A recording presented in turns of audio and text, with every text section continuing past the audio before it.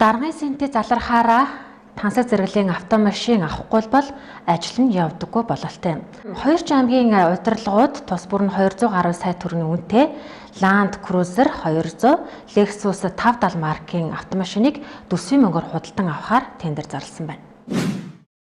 Өмнөговь аймгийн Эрдэнэ төлөөлөгчдийн хурлын дарга Бадраа 257 сая төгрөгөөр Lexus 570 маркийн автомашин худалдан авах тендер зарлажээ. За ингэж тендер зарлахдаа 2017 оноос хойших сүүлийн үеийн загварын Lexus 570 маркийн автомашинтай дүүцгүүц хэмээн тендер тусгаалan зааж өгсөн байна. Орон нутгийн сонгуулиар ардчилсан нам Өмнөговь аймагт ялал байгуулсан.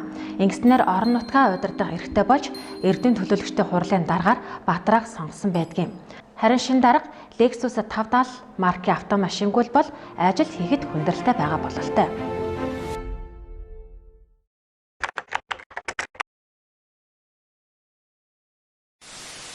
За бас нэгэн засаг дарга зөөлөн судал захиалжээ. Булган аймгийн засаг дарга Ариу Эрдэнэ Land Cruiser 200 маркийн автомашиныг 210 сая 300 мянган төгрөгөөр худалдан авах тендер мөн зарласан байна. Засаг даргад албан хэрэгцээнд унах шинэ машин хэрэгтэй болсон бололтой юм.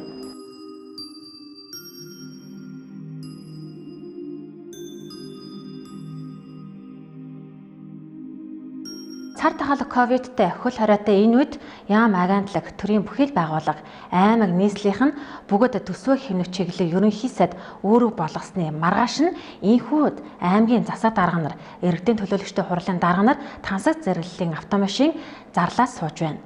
За аймаг бүрт засаг дарга нарын албан хэрэгцээнд унах автомашин байж л байдаг. Гэтэл Өмнөговь аймгийн Эрдэнэ төлөөлөгчдийн хурлын дарга Бадраа Булган аймгийн засаг дарга Ариу Эрдэнэ нарт бусад ажлаас илүү шинэ машин хэрэгтэй болжээ.